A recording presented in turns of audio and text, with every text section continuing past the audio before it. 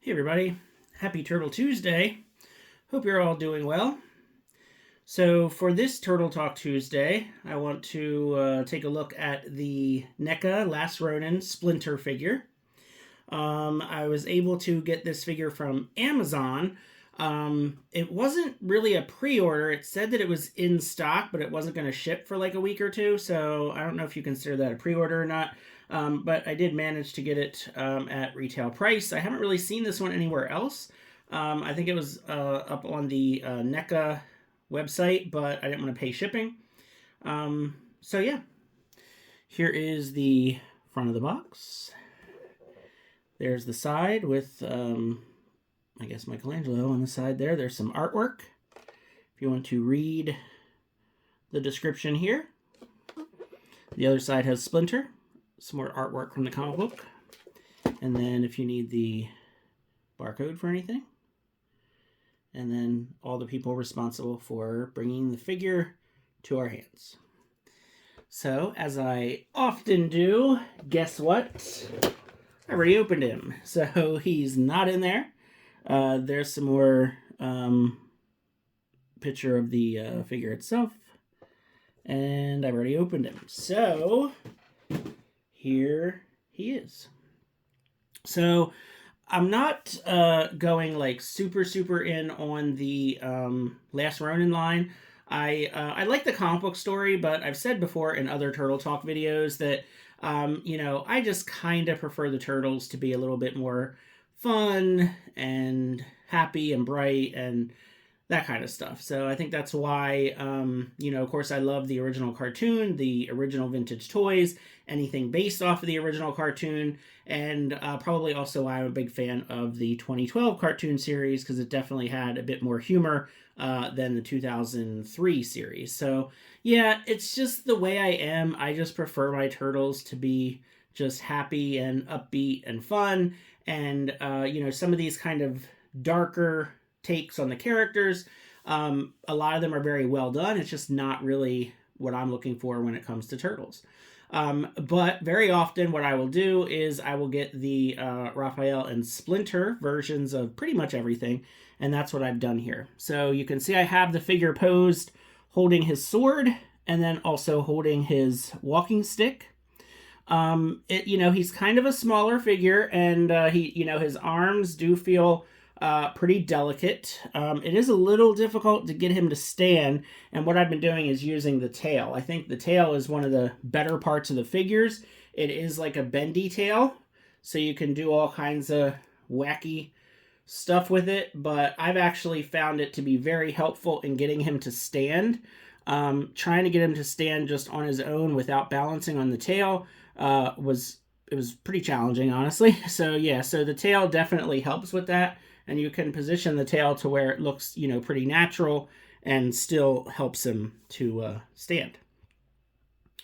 So I don't remember what hands he comes with. Pretty sure I had to switch hands, so I think he either comes with the open hands or the fisted hands, but as you can imagine, we have lots of hands here.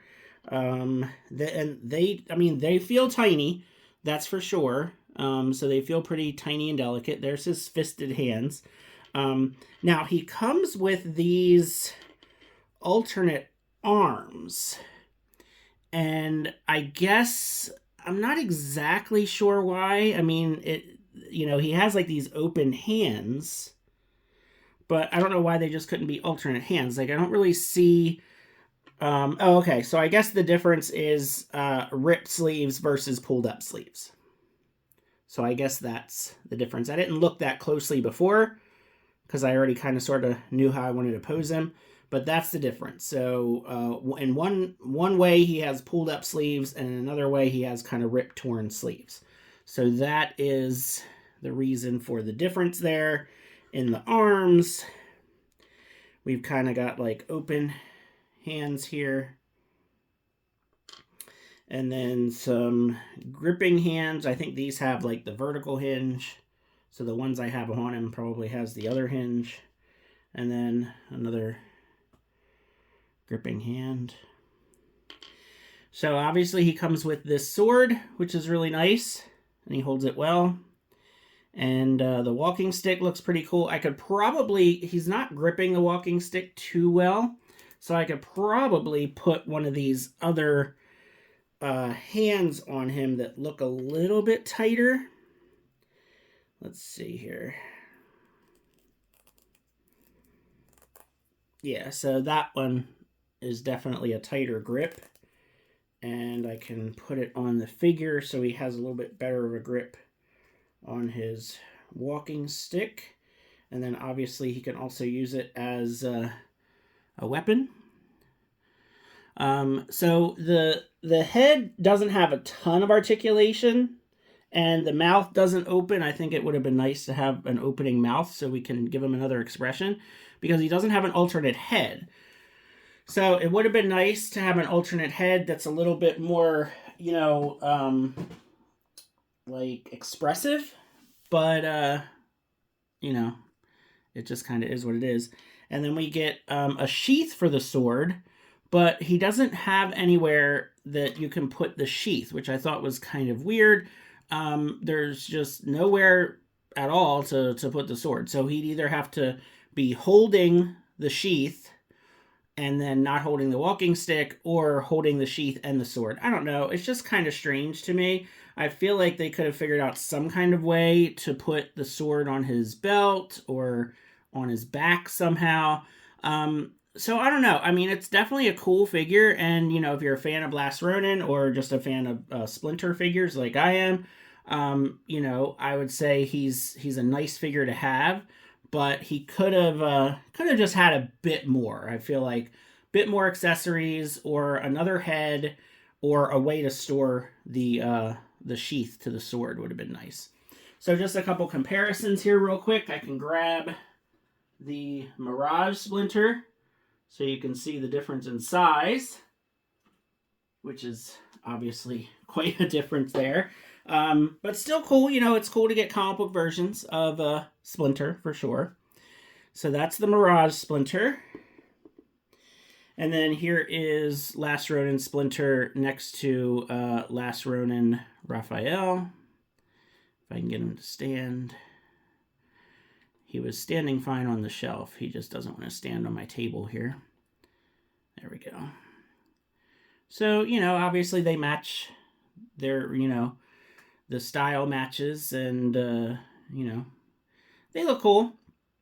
And actually what I found, which I thought was actually pretty neat, if I can just grab the Mezco turtle.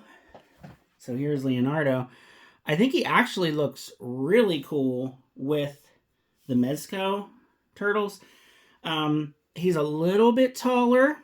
But, you know, you could definitely pose and position them to where they're basically like the same size. I don't know what it is. I feel like the Last Ronin Splinter looks the best with the Mezco turtles. I don't know why. I don't know if it's just, you know, they're kind of a mix of different styles, but they're mostly kind of like comic book. And yeah, I just kind of stumbled upon this by accident, and I thought it was actually pretty cool looking. So I don't know. I mean, obviously I have a spot on the shelf with all the comic book Last Ronin stuff for the Splinter. I don't know if I'll actually like pose him with the Mezco turtles, but I do think it looks pretty cool. So there you go. Those are some comparisons with some turtles.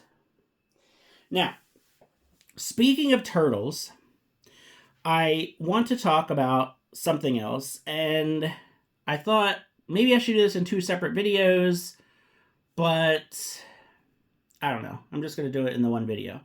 So we're going to put Last Ronin Splinter aside, and we are going to take a look at these turtles right here. So you might be wondering where I'm going with this, and stand up. There we go. So this is something, well, down he goes. Okay, let's try that again here. The Donatello is just a little bit finicky. So you might be wondering what the heck I'm doing here. So what happened was, it's a bit of a story, which is fun because that's what these videos are all about, telling stories about turtles. I was at a toy show, and one of the vendors had this Michelangelo. He was 100% complete. And when I looked at the back, I saw the Made in Macau.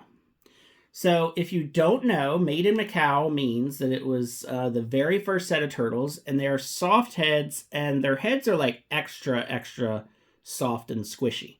It's just something about the Macau soft heads versus the Made in China soft heads. They're just more squishy. And I think he was asking 40, and I, asked if he would do 30 or 35. I think it was 30. So anyway, I got a really good deal on this Michelangelo. So then I got to thinking to myself, well, you know what? I know that I have a soft head Raphael at home, and I had a soft head Donatello. So when I came home, I checked them, and lo and behold, the Raphael that I've had in my collection for years is a Macau Raphael. So again, very soft and squishy head. So then I thought, well, and unfortunately, the Donatello that I had was not a Macau Donatello. Plus, the Donatello that I had, he was in really rough shape. But he had his weapons, he had his belt. So then I thought to myself, you know what? What if I did something real crazy and I tried to get a complete set of the Macau turtles? Because I didn't have a soft head Leonardo at all. So I'm on eBay. I'm checking eBay like every few days, and there just happens to pop up an eBay auction for I think it was like $12-15. And it was for the Donatello and Leonardo soft head Macau figures. They didn't have any accessories. They didn't have their belts, but I already had the accessories and the belts from the other figures that I had. And it just happened to be Donatello and Leonardo, which is the ones that I needed to complete the set. So now I have a Macau Donatello that's in much better shape than the soft head Donatello that I had before. And now I have a Macau Leonardo. So I took the belts and the weapons from the vintage figures that I already had, and I put those belts and weapons with the ones I got on eBay for like $12. And there we go. So now I have the complete set of, first release soft head Ninja Turtles, and I am pretty happy because I didn't have to spend tons and tons of money, and they look great. Now, just for the heck of it, if you want to see what last Ronin Splinter looks like with these guys, does not really work. But if I could find the Mirage Splinter, I think he fell. I don't know where he went. But yeah, so there you go. Thanks for watching, and happy Turtle Tuesday.